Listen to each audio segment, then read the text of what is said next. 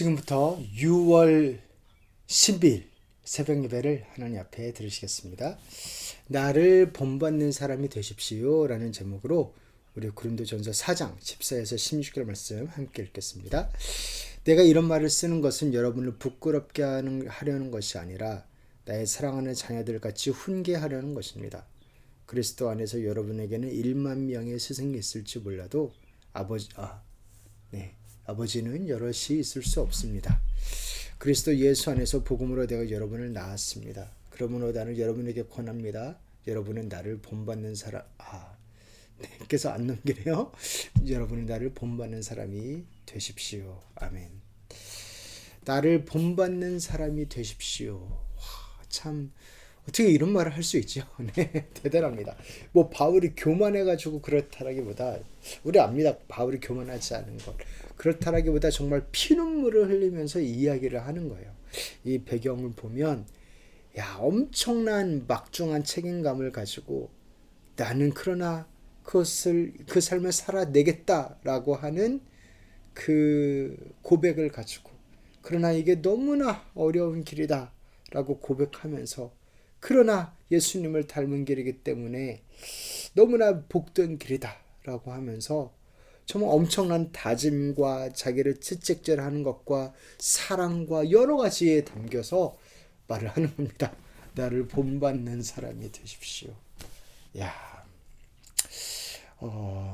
참 이 말이 나온 배경이 뭐냐면요. 이게 14절인데요. 내가 이런 말을 쓰는 것은 여러분을 부끄럽게 하려는 것이 아니라 내 사랑하는 자녀들 같이 훈계하려는 것입니다. 아니 무슨 말을 썼길래 여러분을 부끄럽게 하려는 건 아니에요. 뭐 이런 말을 하나요? 심지어 자신들이 쓰레기가 되었고 찌꺼기가 됐다고 합니다. 아니 바울인데 스승인데 목사님인데 나는 찌꺼기고 쓰레기다. 내가 이런 말을 쓰는 것은 저 오늘 계속 한 타임씩 늦네요. 비방을 받으면 좋은 말로 응답합니다. 우리는 이 세상의 쓰레기처럼 되고 이제까지 만물의 찌꺼기처럼 되었습니다. 만물의 쓰레기, 찌꺼기처럼 되었다라고 이야기합니다.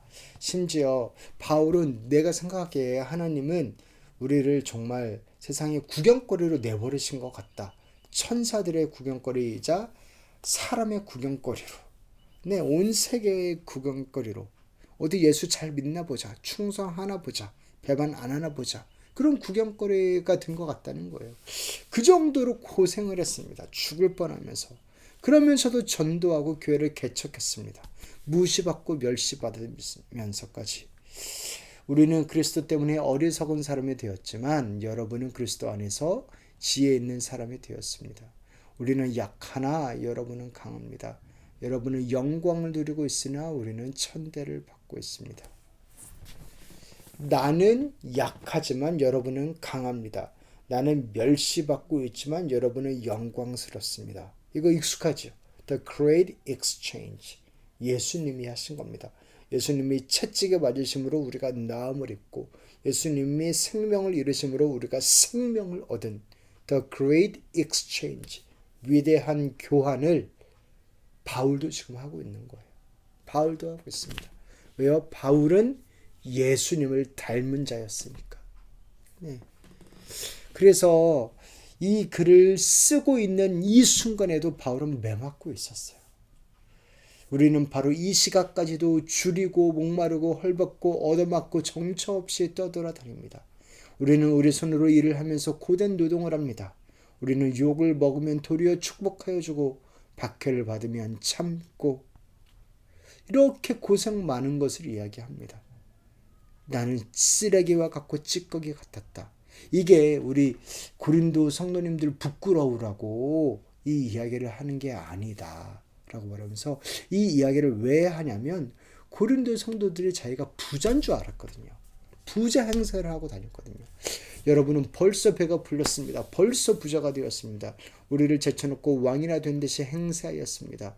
여러분이 진정 왕처럼 되었으면 좋겠습니다. 그렇게 하여 우리도 여러분과 함께 왕 노릇하게 되면 좋겠습니다. 왕처럼 행세했나 봐요. 버는 족족 왕처럼 썼나 봐요. 하나님을 향하여서 교회를 위하여서 쓰기보다 내 배를 위해서, 나를 위해서 그렇게 썼나 봐요. 바울은 죄책감 느끼라고 그들에게 이야기한 게 아니라 The Great Exchange를 보여주려는 겁니다. 여러분이 부유하게 된 것은 누군가가 그 복음을 전했고 그 복음 때문에 지금도 이렇게 고생하고 있기 때문이다. 그리고 그 여러분이 고린도 교회는 이제 바울을 닮았으면 좋겠다. 바울을 닮았으면 좋겠다.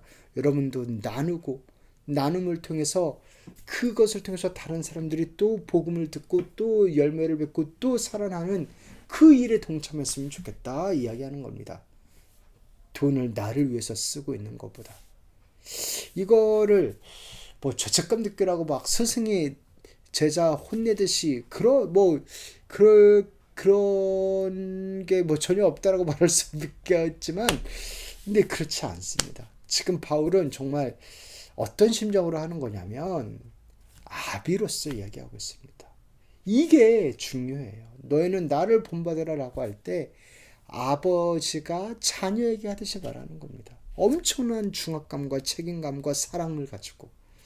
그리스도 안에서 여러분에게는 1만 명의 스승이 있을지 몰라도 아버지는 여럿이 있을 수 없습니다. 그리스도 예수 안에서 복음으로 내가 여러분을 낳았습니다.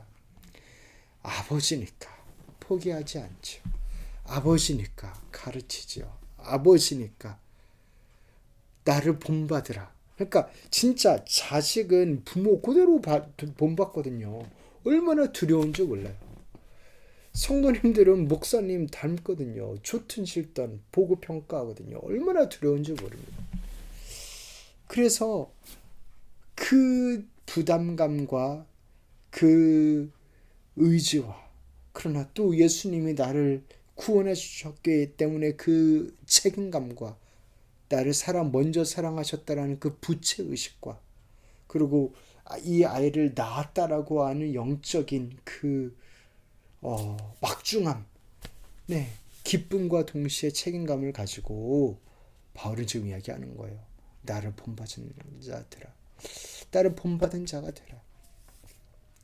그런데 이것은 너무나 놀라운 기쁨입니다. 믿음의 창시자의 완성자이신 예수를 바라봅시다. 그는 자기 앞에 놓여있는 기쁨을 대보고서 부끄러움을 마음에 두지 않으시고 십자가를 참으셨습니다. 그리하여 그는 하나님의 보좌 오른쪽에 앉으셨습니다. 그래서 예수 그리스도는 그 누구보다도 나를 닮은 자가 되라 라고 말씀하셨고 내 안에 거하라고 말씀하셨는데, 그분에게는 기쁨이 있었어요. 어떤 기쁨? 우리를 변화시키는 기쁨, 우리가 하나님 자녀가 되는 기쁨, 하나님 아버지와 화해하는 기쁨. 그래야 해서 그 부담감 혹은 벌거벗고 멸시받고 무시받는 그 부끄러움을 기꺼이 감내하셨습니다. 버틴다라기보다 소망을 품고 인내하셨습니다. 그 예수님을 닮은 자 되시기를. 개인적으로 저도 그 예수님을 닮은 자가 되기를 기도합니다. 이게 어떤 기도인지 아는데 참 부담스러운 기도지요. 참 어려운 기도지요. 그러나 기도하기는 바울처럼 저도 개인적으로도 정말 예수님을 닮기를, 그 다음에 그 모습을 유지할 수 있기를, 그래서 아비의 심정으로 저도 우리 성도님들에게 저를 닮은 자가 되십시오 라고 정말 용기 내서 말할 수 있는 그런 자가 되기를, 그 길로 저를 부르셨고 뿐만 아니라 우리 성도님들을 부르셨습니다. 그렇게 충성하는 길, 예수님의 길, 예수님의 남은 고난을 우리 몸에 채우는 길, 영광스러운 길, 하나님을 닮은 길, 그 길로 더욱더 나아가시기를 주님의 이름으로 축원합니다. 이제는 우리 주 예수 그리스도의 은혜와 하나님 아버지의 사랑과 성령님의 교통하심이 나를 본받은 자가 되라, 그렇게 정말 아비의 심정으로 고백하며 나아가는 우리 바울, 우리 예수님을 더욱더 믿고 그 은혜의 보좌 아래서 더욱더 용기와 은혜를 얻으며 나아가는 우리 성령들 한 분 한 분 가운데 이제부터 영원토록 함께 쓸지어다. 아멘.